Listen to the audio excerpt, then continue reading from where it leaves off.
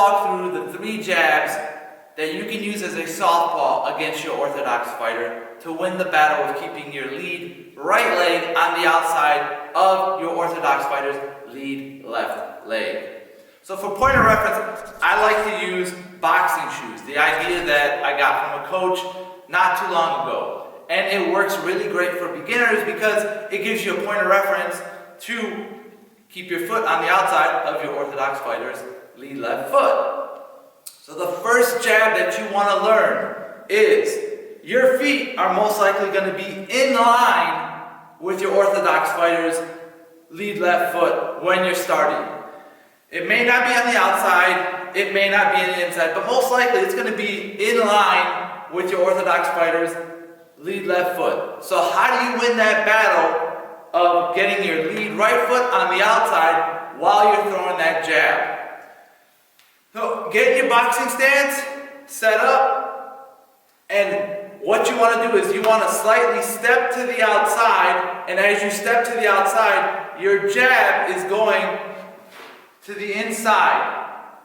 And what I mean by that is I'm not throwing my jab straight, because if I step to the outside and I throw my jab straight, I'm not going to hit anything. However, if I am starting with my foot in line with my orthodox fighter and I step to the outside, throw a stiff jab, I'm aiming directly for the side of his head.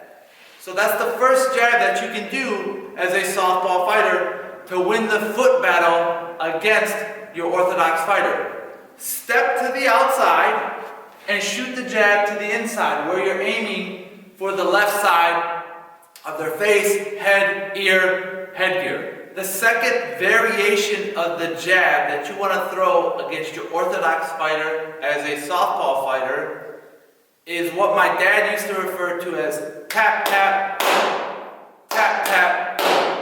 So the idea is somewhat similar to the first jab. Your foot's in line with your orthodox fighter. And maybe you need to close the distance on your orthodox fighter, but you don't want to go inside of his lead left leg. So you want to go to the outside. And so to close the distance, you throw 2 tapping jabs, tap, tap, boom. So that's what it is. And the beauty behind this jab is you're closing the distance. I'm going to move a little bit further back, and instead of just trying to walk my opponent down, I'm putting something in my opponent's face. Tap, tap, boom. So that third jab is a powerful jab. You blind your opponent with those 2 jabs, so tap, tap, boom. And sometimes you may close the distance with your feet, sometimes you may not close the distance with your feet. But the idea is to get closer to your orthodox fighter by stepping to the outside, closing the distance. You might take a baby step with the first jab, you may not take a baby step with the second jab, but you want to make sure that you put a lot of emphasis behind that third jab. So, to review, we're in our boxing stance, pop, pop, boom. And so, as you do that, you'll notice that you're working to the outside. You're tapping and then you're shooting a very powerful jab, which you've already built a small rhythm of just tapping. So that third jab is going to throw your opponent off their game plan, and also it pops their head back. And it gives you advantage because now you're on the outside of your opponent after you threw a very powerful third jab. The third variation of the jab to win the foot battle against your orthodox fighter is the jab to the body.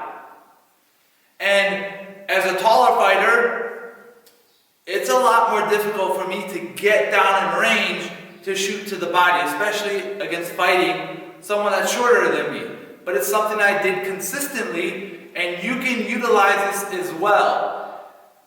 As you set up in your boxing stance, maybe your foot is slightly to the outside of your orthodox fighters, but most likely it's going to be in line. So as your lead right foot is in line with your orthodox fighter, what you want to do is you're going to step, and this back leg may not move that much, but you're going to step, and drop down. And you'll notice that I drop down, my boxing stance widens drastically. I'm down like this. My hand automatically either comes here or comes here. It's just automatic.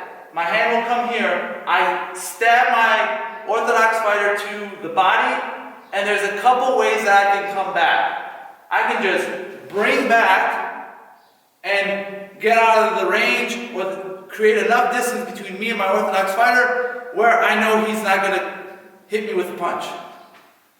The other option is I stab him to the body, and then I just pivot out the way slightly, pull out the way. Now it's not a perfect jab, but the idea is you want to create a variance in your jabs. You don't always want to go head hunting against any opponent that you're in the ring with. And when you learn how to break up your jab by going to the body and stepping to the outside, it's going to make it a whole lot easier for you to expose your opponent. And as you step to the outside with that jab to the body, you can actually just come back with the left hand up top. But since we're only focusing on jabs, just want you to focus on learning how to step to the outside as you throw a stiff jab to the body. Throw that stiff jab to the body and then just come back. Drill that repeatedly, because this is something that a lot of southpaw fighters don't do because they're somewhat hesitant of shooting down to the body against their orthodox fighter. Especially for us tall fighters, it's not that easy to do. But if you can master jabbing to the body, it helps you break up the rhythm, attack the head, but to attack the body as well with the jab. And if you can learn how to stab your opponent properly to the body with a jab, it will build your efficiency against your opponent, because the more you can break the body down, the easier the hands will come down, is something that a lot of people teach. But it's not only that, it's because if you learn how to shoot that jab to the body, your opponent will now start dropping his hands, not because he's tired, but because he's scared of getting hit to the body. And now, since he's learning to block that body punch, you can go back to the very first jab that we talked about, is stepping to the outside. So now, you've built a rhythm. Your opponent doesn't want to get hit or stabbed to the body anymore with that stiff jab. So he's going to drop his hands, and what are you going to do? Step to the outside with that jab. And once that jab doesn't work anymore, your opponent knows he's going to start bringing his hands up, or he's really confused right now because you've kind of broken up your rhythm. You can start the tap, tap, pow jab. So basically, you need to close the distance now. You want to really mess with his head. You go tap, tap, boom. And so the first two jabs will possibly break his guard. The third jab is to push your orthodox opponent back. So 3 jabs that you can use as a southpaw fighter against an orthodox fighter to win the foot battle. What are your thoughts?